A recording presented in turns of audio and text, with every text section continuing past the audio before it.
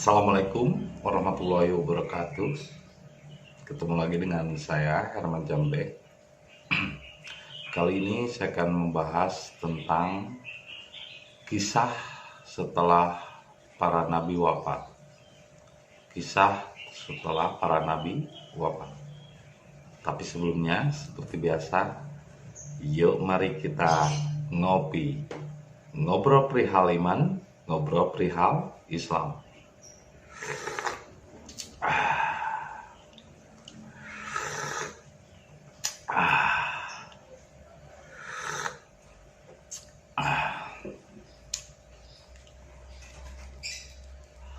Pada umumnya setiap orang pasti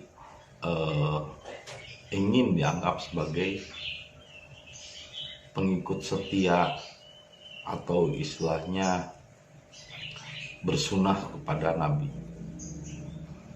Ya baik Kristen ataupun Islam.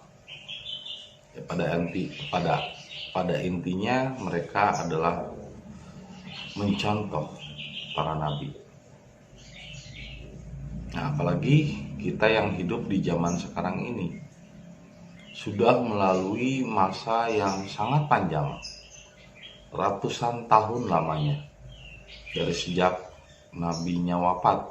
Misalnya yang Kristen mengimani Nabi Isa udah berapa ratus tahun, bahkan ribuan tahun sejak Nabi Isa wafat. Kadang-kadang informasinya itu kesininya jadi ngeblur gitu, karena saking jenjang waktunya lama. Begitupun kisah Nabi Muhammad, udah berapa ratus tahun dari sejak Nabi Muhammad wafat, tahun sekitar 620-an sampai sekarang. Itu jejaknya jauh. Ya, seperti yang dulu pernah saya bikin video tentang pesan estafet yang melalui gerak, cuman dikasih gerakan gitu, diomongin lagi ke temennya, temennya balik badan, diomongin lagi. Akhirnya beberapa pesan itu melenceng dari pesan awal. Nah, itu pun yang terjadi pada agama yang ada hari ini. Jadi apa yang disampaikan oleh Nabi Isa, apa yang disampaikan oleh Nabi Muhammad pada zaman dulu dengan apa yang pesan yang diterima oleh umat Islam di zaman sekarang, itu berbeda jauh. Karena apa? Karena banyak orang Islam sekarang tidak paham tentang sejarah bagaimana kisah setelah ditinggalkan wafat oleh Nabi Muhammad. Jadi sebetulnya Islam setelah ditinggalkan wafat oleh Nabi Muhammad, terjadi perpecahan dan perang saudara, terjadi perebutan kekuasaan. Nah, sumber masalahnya itu semuanya dari kitab. Ketika kitab dirumuskan, padahal yang namanya wahyu itu bukan sesuatu yang tertulis, bukan sesuatu yang dilihat berupa kata-kata. Wahyu itu dari dalam keluar. Kalau udah keluar itu bukan lagi wahyu. Karena setiap orang memiliki penerimaan yang berbeda-beda cara berpikirnya. Sehingga penangkapan yang berbeda akan terjadi juga persepsi yang berbeda. Makanya nggak aneh kalau sekarang Islam pecah menjadi 72 golongan dan tidak ada yang akur. Satu sama lain saling menjelekkan. Dan satu sama lain merasa bangga dengan golongannya. Yang benar itu yang tidak lagi bergolongan, tapi menyatukan semua golongan. Sekarang kan bergolongan. Ada NU, Muhammadiyah, Persis, terus ISIS, EPI ISIS juga sih sebetulnya. Cuman kedoknya di Indonesia EPI. Aslinya itu ISIS. Ya akhirnya Islam itu hancur, berantakan, pecah belah. Tapi dari semua 72 golongan itu semuanya sumbernya dari kitab. Sedangkan Rasul justru melarang umatnya untuk menjadi ahli kitab. Karena ketika kita beriman kepada kitab, itu sama saja kita bertuhan kepada kitab, bukan bertuhan kepada Allah. Sedangkan Allah sejatinya adalah meliputi dirinya. Nah, kalau seandainya orang udah kontak dengan Allah, ngapain pakai bahasa-bahasa kitab? Nah, orang kitabnya itu sendiri udah ada di dalam dirinya. Nabi Muhammad, Al-Quran yang berjalan. Nabi Isa memang punya Injil? Nggak punya. Baik Injil ataupun kitab Al-Quran dibuat setelah nabi-nabinya wafat. Dan tentu di dalamnya ada banyak kepentingan politik. Sehingga saya bisa menyimpulkan kitab itu adalah kepentingan politik yang mengatasnamakan Nabi dan Tuhan. Kalau saya perhatikan dulu, saya pernah di NI, apa sih setelah saya pelajari Alkitab Quran itu ternyata kepentingan politik untuk mendirikan khalifah, untuk mendirikan negara. Akhirnya waktu itu pun setelah Nabi Muhammad wafat, terjadilah perang saudara. Bahkan di antara sahabat, Abu Bakar itu yang tidak mau waktu itu untuk menyusun kitab. Karena tahu bahwa kalau menyusun kitab, justru Islam yang sesungguhnya hilang. Jadi sekarang orang banyak yang KTP-nya Islam tapi bukan Muslim. Kebanyakan adalah musyrik dan munafik. KTP-nya aja Islam, ngakunya aja Islam. Karena Islam bukan KTP, bukan pengakuan, bukan identitas. Islam itu adalah penyerahan diri kepada Allah. Nah, setelah para nabinya wafat, maka ajaran itu pun akhirnya melenceng dari kebenaran. Karena telah disalahgunakan untuk kepentingan politik. Jadi setelah Nabi Muhammad wafat, Islam juga dipakai untuk kepentingan-kepentingan politik. Sehingga Ali pun meninggal, dibunuh. Oleh siapa? Oleh Ibnu Muljam yang hafal Al-Quran dan hadis. Jadi harus diingat, orang yang hafal Al-Quran dan hadis belum tentu akhlaknya terjaga. Karena Nabi Muhammad tidak pernah menulis kitab. Nabi Muhammad tidak pernah menulis hadis. Kitab dan hadis dibuat setelah Nabi Muhammad wafat. Nah, bagaimana Anda tahu kebenaran Nabi Muhammad? Sedangkan Anda sendiri kan tidak menyaksikan. Sehingga ketika ada habib-habib yang cerita, oh dulu itu Nabi Muhammad begini begitu, memangnya dia menyaksikan gitu, melihat gitu pada zaman itu?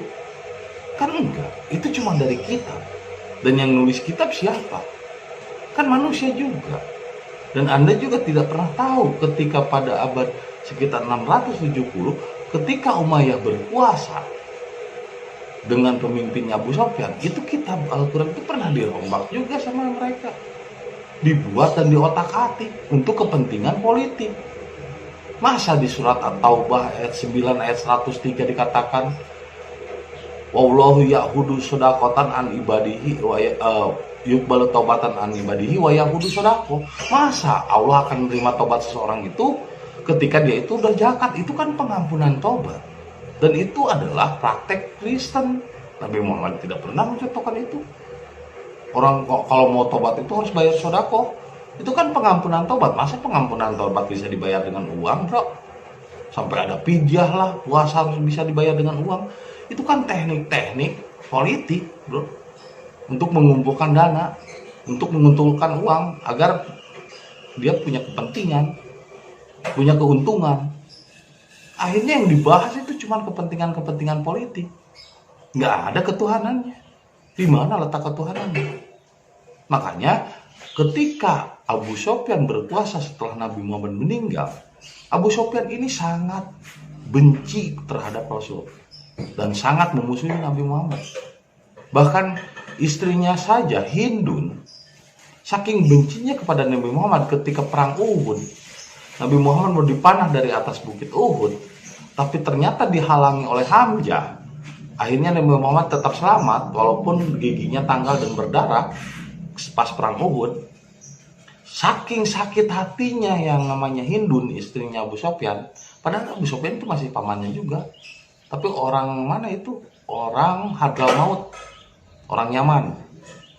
Ya, jadi istrinya Hindun itu orang Hadramaut. Nah, itu saking bencinya Hindun sama Nabi Muhammad.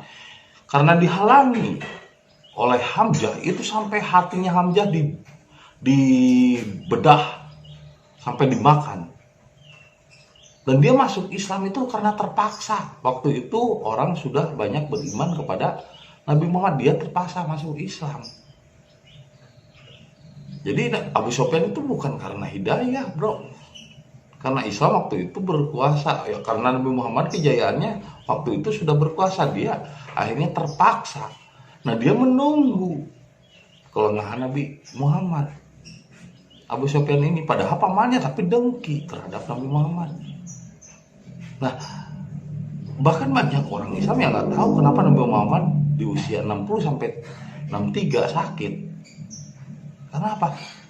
Sebetulnya itu kalau misalnya ada desas-desus sih diracun. Karena ada kepentingan politik. Sama seperti kisah Caligula diracun oleh Abu Sufyan. Karena apa? Dia ingin berkuasa. Dia ingin menjadi raja. Nah, ketika Abu Sufyan menjadi raja, maka dia mengumpulkan kitab itu, disusun, dan dia menyusupkan kepentingan-kepentingan di dalamnya. Salah satunya adalah kepentingan berpolitik atau kepentingan khalifah. Padahal dulu Nabi Muhammad tidak pernah punya keinginan untuk berkuasa. Tapi sekarang di dalam kitab-kitab itu banyak sekali ayat-ayat yang mengarahkan kita kepada kekuasaan. Khalifah Islam, negara Islam, dan lain sebagainya. Bahkan banyak ayat yang mengarahkan orang-orang sekarang itu untuk percaya kepada kitab itu malah mengarahkan kepada kebencian.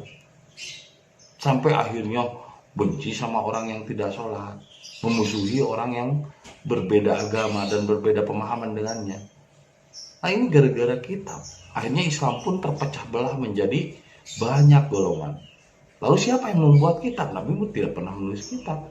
Itulah Abu Sufyan. Walaupun disusun oleh sahabat Nabi, 3 sahabat Nabi, yang akhirnya juga 3 sahabat Nabi ini meninggal gara-gara setelah menyusun kitab.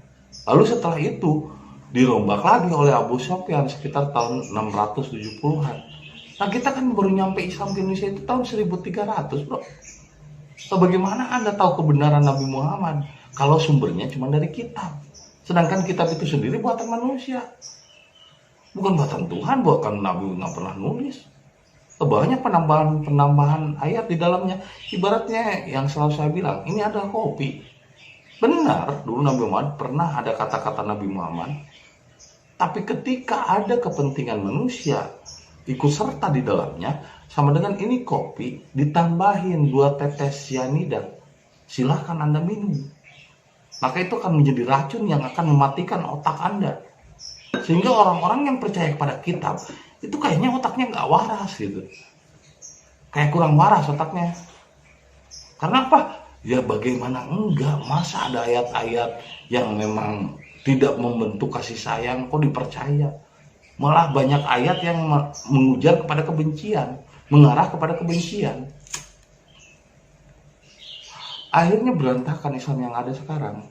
Nah, itulah kenapa dulu cucu Nabi Muhammad, Hasan dan Husain, lari ke Karbala. Hasan dan Husain ini adalah cucu pewaris asli Nabi Muhammad dari Fatimah Az-Zahra. Kenapa dikejar oleh pemerintah Umayyah? Karena Hasan dan Husain tidak percaya kitab, tidak menjalankan sholat. Cucu Nabi Muhammad memang sholat apa? Sholat daimun. Dari dulu kan namanya Ka'bah berhala batu itu kan udah ada. Sebelum Ibrahim lahir juga berhala batu itu udah ada, bro. Kamu tuh bukan menyembah Allah, menyembah berhala. Sebelum Ibrahim lahir juga belum, sebelum Ibrahim ada di dunia ini, itu namanya berhala batu hitam, itu udah ada. Sebelum Nabi Muhammad lahir juga udah ada. Itu sesembahannya orang Quraisy. Nabi Ibrahim tidak menyembah berhala, bro. Nabi Muhammad tidak pernah menyembah berhala, orang ibadahnya juga di Gua Hiro kok. Terus siapa yang tahu Nabi Muhammad melakukan sholat? Sholat itu sebelum Ibrahim juga udah ada. Itu kebiasaannya orang-orang Yahudi dan Kristen Ortodok. Itu bukan budaya, bukan ibadahnya Nabi Muhammad kepada Allah, bukan. Ya kan? Nabi Muhammad tidak melakukan sholat seperti itu, tidak menyembah berhala, tidak memakai wasilah. Nah, begitupun cucunya, ketika Abu Sofyan ini berkuasa dan kembali menyusun kitab untuk kepentingan politik, Hasan Hussein ini menolak untuk mengimaninya, tidak mau. Karena Al-Quran yang sejati bukan yang ditulis, bukan yang dikata-kata, tapi yang ada di dalam diri. Akhirnya mereka kabur ke Karbala dan dikejar, akhirnya dibunuh sampai dipenggal Hasan dan Hussein. Dibunuh, bro. Jadi yang tidak percaya kita pada zaman itu dibunuh. Jadi semua nabi dari zaman Musa, Nuh, Isa, Muhammad itu musuhnya ahli kitab. Jadi ahli kitab itu sebetulnya orang-orang yang sudah dirasuki setan. Dia menganggap bahwa kitab itu kata-kata Allah. Tuhan tidak berkata-kata, bro. Kalau Tuhan berkata-kata, jontor ngomong mulu kata-kata Allah. Emang Allah ngomong? Nabi Muhammad juga nggak pernah berkata-kata. Lebih banyak berbuat. Dakwah dengan arkan, perbuatan, tidak dengan lisan. Jadi ketika Anda bersih percaya kitab, ya itu Anda berarti bukan bertuhan kepada Allah, tapi bertuhan kepada kitab. Itu namanya ahli kitab. Sudah jelas dari jalan ayatnya juga. Lam yakunil ladina kafaru min ahli kitab. Ya ahlu kitab lima talbisul haq bil batili wa taktumuna wa antum ta'lamun. Kenapa engkau ahli kitab mencampur adukan yang hak dan batil? Mencampur adukan kopi dengan sianida. Yang akhirnya meracuni umat-umat Islam. Meracuni umat-umat yang mengaku Islam. KTP-nya Islam, tapi bukan Muslim. Kebanyakan munafik dan musyrik. Masih menduakan Allah dengan kitab. Masih memuja embib-embib. Padahal keturunan Nabi yang asli, yaitu Hasan dan Hussein, itu anti kitab dan anti sholat. Nggak pernah sholat itu Hasan Hussein. Nggak pernah yang namanya percaya kitab. Turun lagi ke Syekh Abdul Qadir juga. Syekh Abdul Qadir nggak baca kitab, nggak pakai kitab. Karena kitab sejati itu ada di dalam dirinya. Kalau kita masih percaya kitab yang ditulis, dikarang, dibuat, disusun oleh manusia setelah Nabi Muhammad wafat, itu kemusyrikan itu sendiri. Berarti Anda lebih percaya kitab daripada Tuhan yang ada dalam dirimu. Berarti wahyu itu bukan dari dalam, tapi itu mah wahyu dari luar. Ya wahyu dari luar mah apapun juga setan namanya, bro. Alladzi yuwaswisu fi suduri nas minal jinnati wan nas. Yang berbisik, berkata dari luar dirimu, yang didengar, yang dipahami oleh akal, itu setan, bukan wahyu.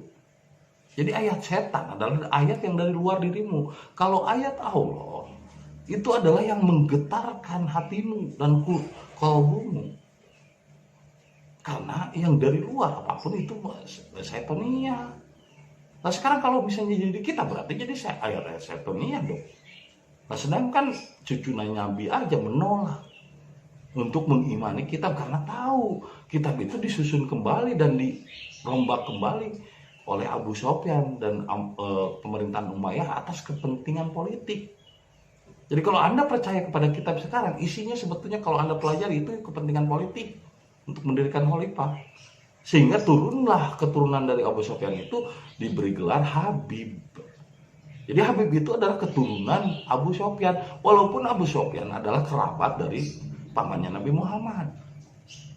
Sedangkan kalau turunan Nabi bukan Habib namanya, tapi Sayyid Hussein, Sayyid Hasan. Dan Sayyid Hussein itu punya keturunan lagi yang akhirnya kabur ke Indonesia. Karena apa? Diburu dan akan dibunuh karena mereka tidak percaya Tuhan, kitab. Karena mereka tidak mau mengimani kitab dan tidak mau melaksanakan sholat seperti yang diperintahkan dalam aturan-aturan Hussein, aturan-aturan Abu Sofyan. Akhirnya kaburlah ke Indonesia, ya kan, dikejar terus. Jadi yang namanya keturunan Nabi yang asli itu Sayyid, keturunan dari Fatimah Az-Zahra, terus Hussein, terus termasuk Abdul Qadir juga itu turunannya, dan ada yang kabur ke Indonesia. Nah bahkan yang melegenda yang banyak dipahami oleh orang tahun 1440-an sekitar itu Syekh Siti Jenar itu adalah turunan asli dari Sayyid. Malah saya sebenarnya nggak mau pakai kitab adalah diriku, Tuhan ada di dalam diriku, menunggali, menyertaiku. tidak mencari Tuhan keluar diri mah, tidak mencari kata-kata dari kitab. Yang akhirnya memang waktu itu belum pas sih hakikat disampaikan kepada umum, dan akhirnya dicegah oleh Sunan Kalijaga. Sunan Kalijaga itu mantunya, karena Sunan Kalijaga menikah dengan anak Syekh Siti Jenar. Pak, katanya, udahlah, hentikan ajaran hakikat, karena waktu ini belum saatnya. Kalau waktu zaman ini orang belum paham. Jadi dipenggal kepalanya itu bukan kepalanya yang dipenggal, asli kepala bukan. Kalau ingin memahami hakikat harus jangan pakai teori-teori akal pikiran. Hilangkan akal pikiran, menyerah begini. Berserah diri kepada Allah. Penggal kepalanya, bukan penggal kepala aslinya. Akhirnya Syekh Siti Jenar pun menghilang. Dan kan nggak ada yang tahu kemana dia perginya. Lalu dari keturunan Sayyid dari Iran ini datang ke Indonesia, itu banyak yang akhirnya menikah dengan keluarga Mataram.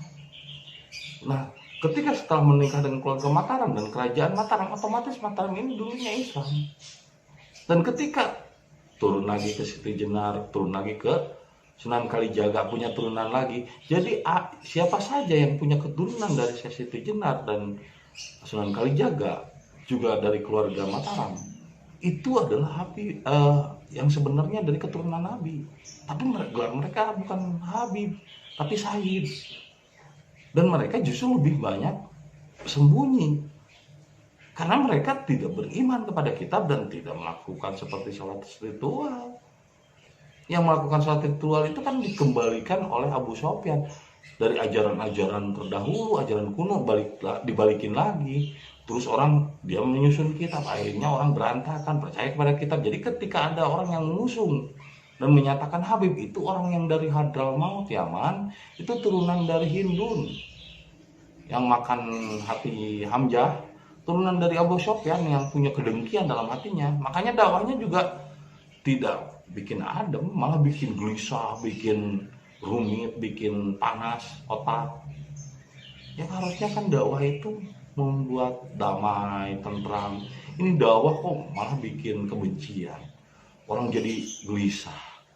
Udah gitu dia terpor-por, Habib turunan Nabi. Ya, turunan Nabi dari mana? Turunan Nabi itu yang terakhir itu cucu Hasan Husain, dan Husain punya turunan lagi, dibawa kabur ke Indonesia. Ya itu turunan salah satunya Syekh Siti Jenar, Sunan Kalijaga. Dan yang akhirnya ada yang ke Jawa Barat, yang kelahiran dari Mataram dan turunan dari Sayyid ini, yaitu Syekh Abdul Muhyi, dan akhirnya tinggal di Tasik Malaya. Nah, saya adalah cicitnya. Ya kalau misalnya dikatakan turunan, saya justru yang lebih berhak, tapi bukan Habib. Gelarnya Sayyid, bukan Habib. Kalau Habib itu turunan dari Abu Sofyan yang menyusun kitab. Jadi kalau ada turunan Nabi Muhammad, tapi dia masih percaya kepada kitab dan hadis dan masih menjalankan ritual Quraisy, itu bukan turunan Nabi Muhammad. Itu mah turunan dari Abu Sofyan yang sangat membenci Nabi Muhammad, turunan dari Hindun. Karena turunan dari Sayyid, dari Nabi yang asli, genetik darahnya saya bisa ngadu. Maksudnya kalau Anda nggak istilahnya terserah sih Anda mau percaya enggak. Tes DNA saya itu Arya. DNA-nya DNA Arya, bukan DNA Sunda, bukan DNA Jawa.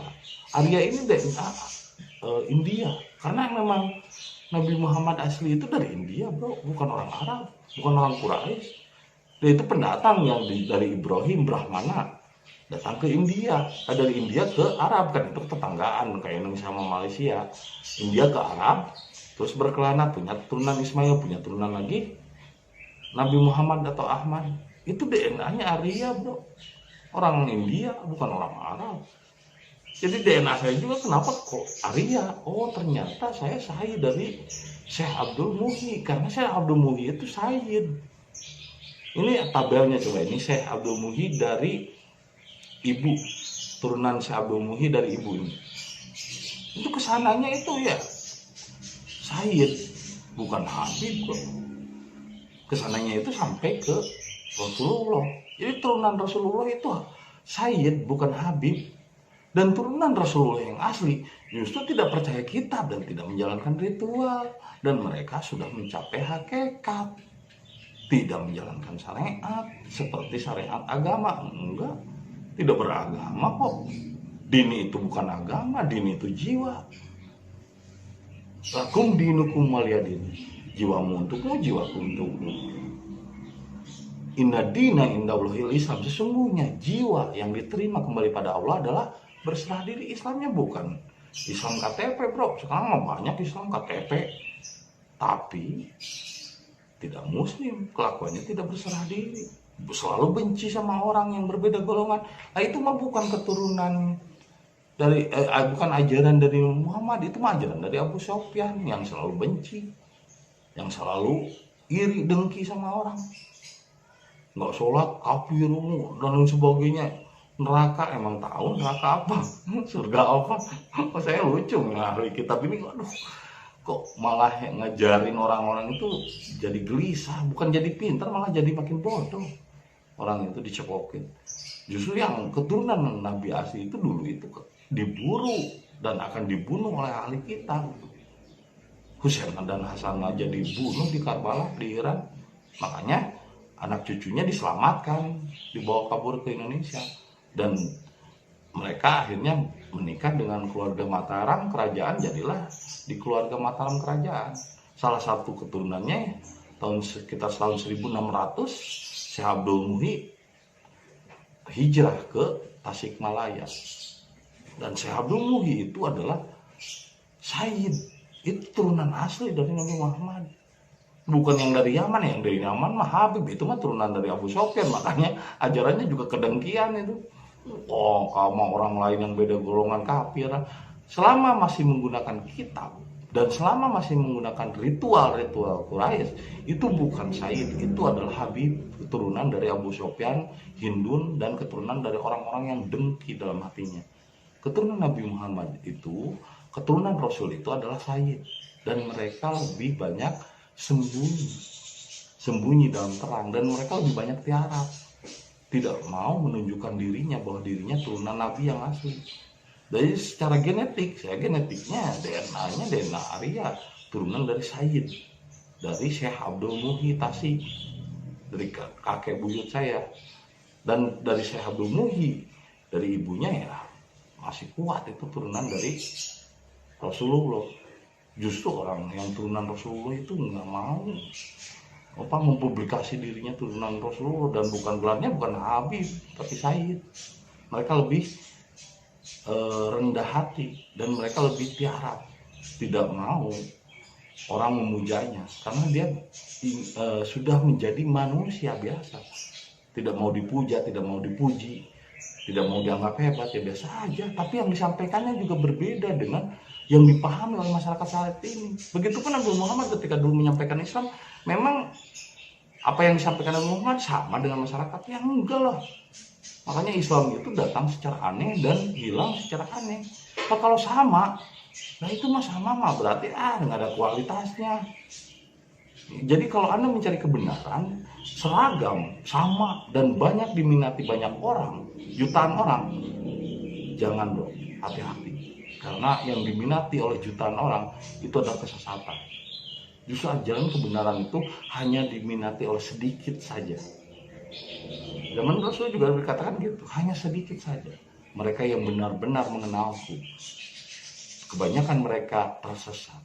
Firaun juga banyak pengikutnya bro. Nabi Musa cuman berapa? Cuman Harun, cuman berdua. Nabi Muhammad zaman itu juga cuman berlima sama sahabatnya, 4 orang. Udah banyak loh kalau yang namanya kebenaran itu. Dan kebenaran itu ketika datang dianggap aneh. Kenapa? Orang-orang sekarang udah bengkok, udah tersesat, udah bengkok begini kayak tangan, kayak dorna gitu, udah bengkok. Jadi kalau dibenerin juga pasti sakit. Nah, jadi kebenaran yang saya sampaikan sebetulnya bukan pesan baru, ini pesan lama, pesan dari orisinal Nabi Muhammad, asli dari origin, dari asal mula.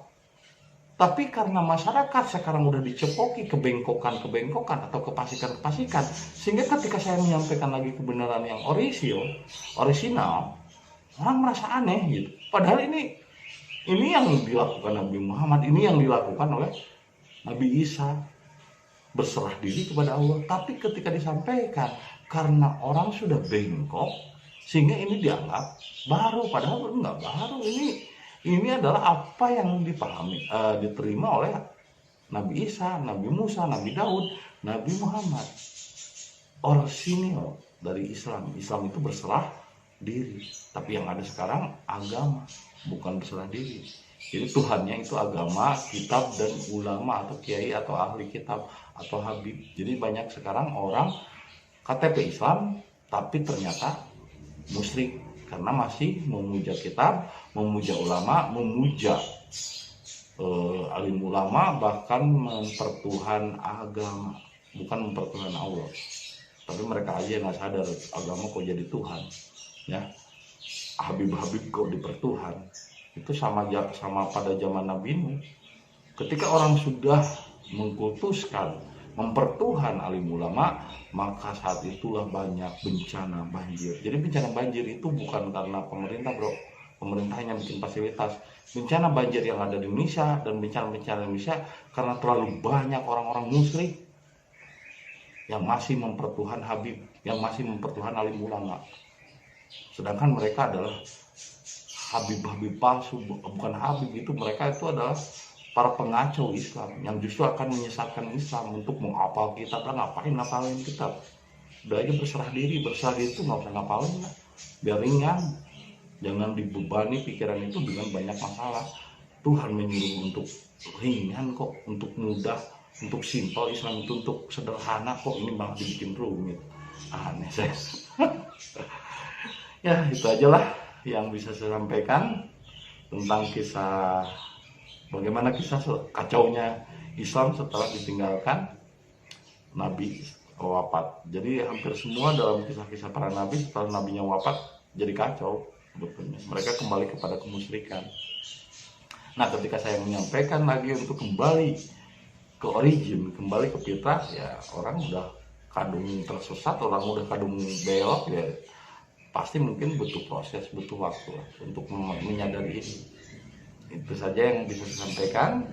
Semoga bermanfaat dan menjadi inspirasi bagi kita semua. Terima kasih atas kesetiaannya menonton video saya. Dan jangan lupa kopi ketika otak perlu inspirasi.